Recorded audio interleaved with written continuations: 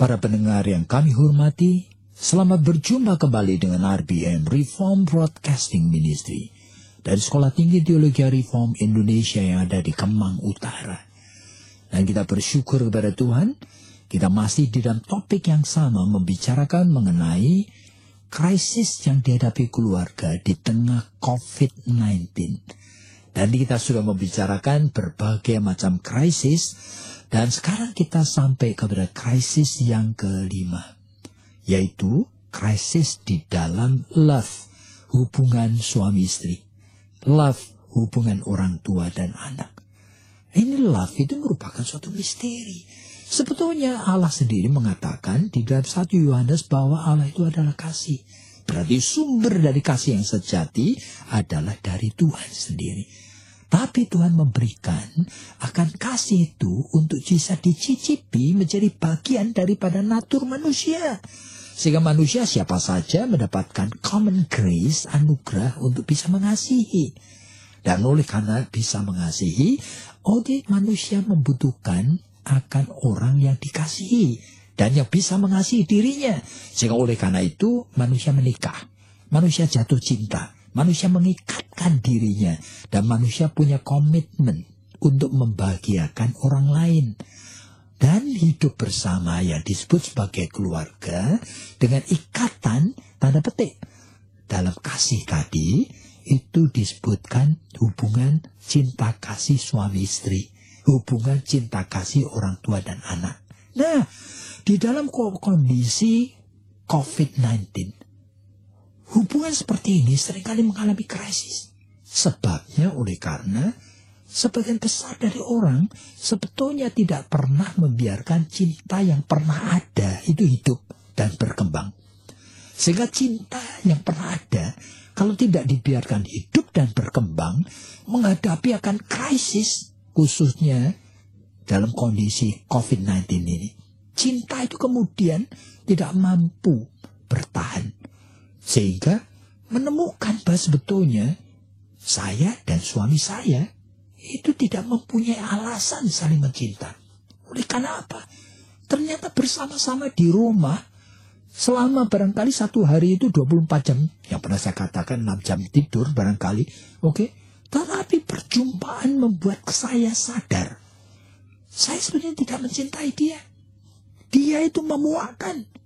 Dia itu menjengkelkan. Dia itu membosankan. Dia itu bikin saya sakit hati. Dia itu tidak masuk akal. Dia menekan saya. Nah, macam-macam alasan yang mulai muncul. Oleh karena sekarang berhadapan muka dan tidak ada akses untuk yang lain. Jadi variabel dari hidup yang tadinya itu pergi kerja, kadang-kadang aktif di gereja, kadang-kadang rekreasi, ketemu ini, ketemu itu, ketemu teman, lalu ketemu dengan suami atau istri di rumah, barangkali, ya kan, cuma malam hari, ya masih bisa, itu pun juga ngapain, kalau lagi tidak cocok, biasa tuh nonton TV, satu barangkali tidur, atau main-main apa, ya kan, masih bisa bersembunyi di dalam hiding place masing-masing. Ada escape-nya. Tapi sekarang harus bertemu muka dan terpaksa menghadapi hal-hal bersama-sama. Mau makan saja, ternyata seleranya tidak sama dan caranya dia itu mengutarakan pikirannya membuat saya luka hati. Caranya dia itu makan sambil ngomong dengan yang tidak enak, barangkali membuat saya itu kehilangan akan gairah makan. Jadi berhadapan dengan orang seperti ini tiap hari lalu mulai mikir, kenapa saya terjebak, terikat dengan pernikahan dengan orang seperti ini? Nah, ini yang namanya krisis di dalam love. Di tengah COVID-19. Nah, mari kita dengar apa yang Bu Esther mau katakan. Iya Pak, sangat menarik sekali oleh karena tadi Bapak mengatakan bahwa dalam kondisi COVID ini sebetulnya krisis itu muncul oleh karena cinta itu tidak pernah hidup dan tidak pernah berkembang. Nah, mestinya itu seperti apa sih Pak? Kalau orang sudah menikah, bagaimana caranya kita itu membuat cinta itu berkembang? Bagaimana kita itu membuat cinta itu makin lama makin menggairahkan gitu. Karena biasanya kalau pada mereka-mereka yang aktif misalnya dua-duanya itu bekerja, anak saja tidak ada waktu. Anak saja kita pasrahkan sama mertua atau sama orang tua atau sama pembantu begitu. Sehingga kalau pulang itu kan biasanya suami istri sudah dalam kelelahan, ya ditelan aja yang masalah-masalah kecil, rewel-rewel gitu. Itu kan ya sudah, tidak usah dimasalahkan karena sudah terlalu lelah. Lalu sekarang ini tiba-tiba dengan COVID ini mereka harus berdua terus di dalam rumah dan harus menghadapi setiap hari dengan tadi Bapak mengatakan membosankan, memuakkan, tidak ada aktivitas yang lain, sehingga ini itu merupakan tumpukan daripada kebosanan yang memang betul-betul tidak bisa dihindari. Nah itu bagaimana Pak? Ya, makanya itu sebetulnya kita itu harus bicara dengan bertahap ya. Oleh karena sebetulnya orang yang bisa mencintai itu adalah orang sehat dan dewasa. Dua hal itu dulu. Jadi kalau orang jiwanya kurang sehat, sebetulnya cintanya tidak konsisten. Cintanya itu hanya terfokus kepada hal tertentu. Misalnya dia cinta karena seks. Nah itu, cinta karena uang. Itu ada sebetulnya hal-hal yang kurang sehat dalam jiwanya. Plus, kalau orang itu dewasa, dia sebetulnya mempunyai jiwa yang bisa memberi. Sebetulnya kebahagiaannya tidak ditimba dari luar dirinya. Tidak cuma menuntut dia. Jadi orang yang dewasa, dia bisa memberi. Sama seperti dalam Matius pasal 25, itu Yesus kan pernah mengatakan kalimat ini. Ada diberi talenta 5, ada diberi talenta 3, ada diberi talenta 1. Nah, orang yang diberi talenta 1 kebetulan jiwanya tidak dewasa. Itu artinya dia merasa kurang. Padahal 1 talenta itu 6.000 dinar. Bayangin, itu besar sekali. Tapi terus merasa kurang. Sehingga dia tidak mau mengerjakan yang dia punya.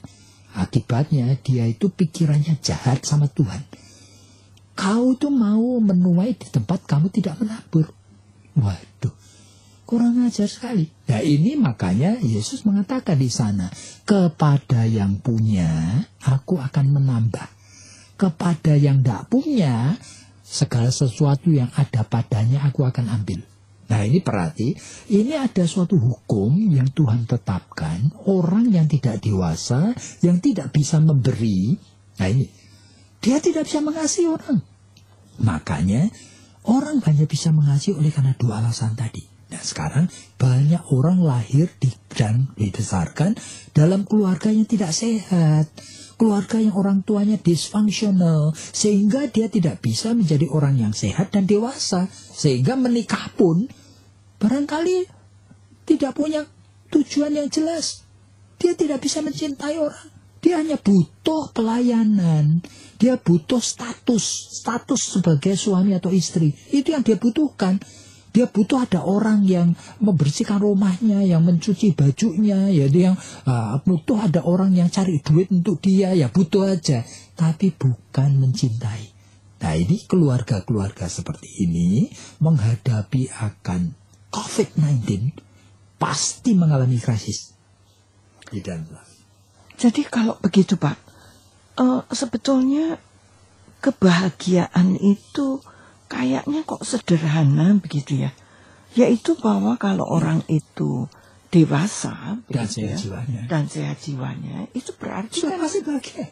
Dia bisa memberi dan kemungkinan ya expect, ya mengharapkan dia juga diberi, tapi yang tidak usah lalu kemudian kalau kamu tidak memberi, aku juga tidak memberi. Iya, dia bukan seperti itu. Jadi kalau dia bukan memainkan transaksi. Dia memberi.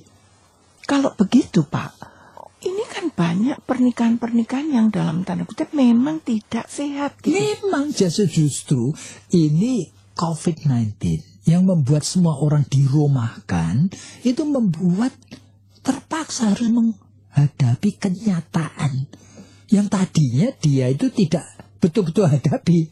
Dia bisa lari, dia bisa lupakan gitu loh. Tapi sekarang terhadapi kenyataan seperti ini, baru dia sadar, ternyata saya tidak mencintai dia. Saya merasa rugi menikah sama dia. Saya merasa terjebak menikah dengan orang ini.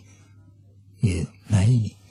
Dan krisis seperti ini mesti harus diwaspadai. Ini bukan hanya soal subjektif kita, bukan soal perasaan kita dan pikiran kita sendiri, tapi kita orang berdosa harus menyesuaikan diri dengan pikiran dan perasaan Kristus. Itu Filipi pasal 2. Berarti Pak, kalau kita itu boleh minta saran dari Bapak, sebetulnya stepnya itu apa sih? Kalau orang itu tidak dewasa tadi dan orang itu tidak sehat jiwanya, mana yang perlu diperbaiki dulu? Sehat dulu jiwanya, baru dia itu bisa dewasa, atau dewasa dulu baru bisa? Sebetulnya banyak orang membutuhkan konseling. Cuma oleh karena kalian ini para pendengar pun barangkali konseling itu dirasakan tabu. Masa orang cerita-cerita kelemahan sendiri, cerita-cerita kelemahan keluarga. Waduh, konseling kan ada konfidensial. Berarti konselor itu tidak mungkin bocor-bocorin akan pergumulan kalian. Kalian mesti cari konselor. Makanya kami ada program konseling. Itu apa? Untuk menolong banyak orang yang hopeless dalam hidup ini. Dan melalui konseling itu belajar untuk mengatasi gangguan-gangguan tadi, termasuk kekurang dewasaan gitu ya, atau termasuk kekurang kesehatan jiwa. Nah, supaya kehidupan ini harus mulai ditata. Oleh karena apa? Yang rugi ya kalian sendiri. Kalian tidak memperbaiki kehidupan rumah tangga, itu akan terus-menerus torturing you. Itu artinya menganiaya hidupmu sendiri. Hidupmu menjadi sangat tidak bahagia terus-menerus sampai nanti masa tua. Kasihan sekali. Jadi mari kita memperbaikinya. Tapi yang utama adalah datang kepada Tuhan. Kita anak-anak Tuhan. Meskipun ada banyak di antara kita yang ada gangguan, kurang sehat jiwa, pikirannya selalu negatif, perasaannya selalu buruk, tidak ingin mencintai dan sebagainya. Apapun siapapun kita, datanglah kepada Tuhan. Katakan, akui dengan jujur, Tuhan ini aku, seperti ini. Tolong aku, karena aku tidak mau merugikan diri sendiri dan merugikan orang lain. Aku ingin mencintai suamiku, aku ingin mencintai dan menghormati dia. Aku ingin mencintai istriku, aku ingin mencintai orang tuaku, aku ingin mencintai anak-anakku. Aku ingin mencintai mertuaku, aku ingin mencintai papa mamaku. Nah, oleh karena cinta sumbernya Tuhan. You minta cinta, dia akan kasih. Jikalau memang itu kamu minta dengan kesadaran dan keinginan yang Tuhan itu sebetulnya berkenan. Jadi jangan cuma kita mengatakan, Tuhan, aku sudah bilang loh ini. Kenapa enggak hadir-hadir? Jadi kalau aku tuh jahat-jahat lagi sama istriku, ya itu bukan salahku. Tidak boleh kita seperti itu. Jadi hidup ini adalah sesuatu game. Suatu pertandingan di mana kita mainkan. Dan kita akan menjadi loser atau kita menjadi winner. Tergantung daripada apakah kita mempunyai kesadaran. Kita membutuhkan pertolongan dari Tuhan. Jadi Pak, sebetulnya yang menjadi inti begitu ya dalam dalam krisis cinta kasih ini itu sebetulnya bahwa cinta itu tidak bisa lalu hidup sendiri, berkembang sendiri tanpa usaha begitu. Kira-kira. Tidak bisa. Oleh karena cinta itu merupakan sesuatu yang hidup. Jadi common grace yang given to each individual being ini sesuatu yang hidup. Sama seperti tanaman, Tuhan itu hanya memberi benihnya. You mau menyiram enggak? Itu. You mau menggali-gali supaya gembur enggak tanahnya. Kalau enggak ya tanaman itu enggak tumbuh. Jadi yang Bapak artikan dengan common grace itu sebetulnya adalah anugerah umum yang sebetulnya bisa dinikmati oleh setiap manusia. Siapa saja.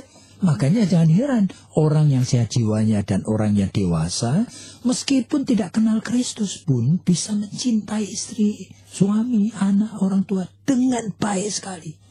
Apalagi kita. Di samping common grace, Tuhan menyediakan special grace, yaitu cinta yang bisa membebaskan orang dari dosa. Nah ini, kalau sampai kita tidak menginginkan itu, saya mencintai istri atau saya mencintai suami supaya membebaskan dia dari dosa. Kalau tidak menginginkan itu, loh siapa sebenarnya kita itu? Dan untuk apa kita menjadi orang Kristen? Kalau cuma cinta itu hanya untuk kenikmatan diri sendiri, kan tidak boleh begitu. Jadi para pendengar yang kami hormati, setelah mendengar hal seperti ini, kami betul-betul men-challenge kalian semua untuk berpikir serius. Betapa banyaknya orang membutuhkan konselor. Mari join dengan kami. Betapa banyaknya kebutuhan hamba Tuhan yang betul-betul solid teologianya. Belajarlah bersama dengan kami di Sekolah Tinggi Teologi Reform Indonesia. Karena setiap dosen di sini itu betul-betul belajar, ingin bertanggung jawab, memberikan yang terbaik. Oleh karena mereka takut akan Tuhan. Hubungin kami dengan nomor telepon 799-0357. Tuhan memberkati Anda.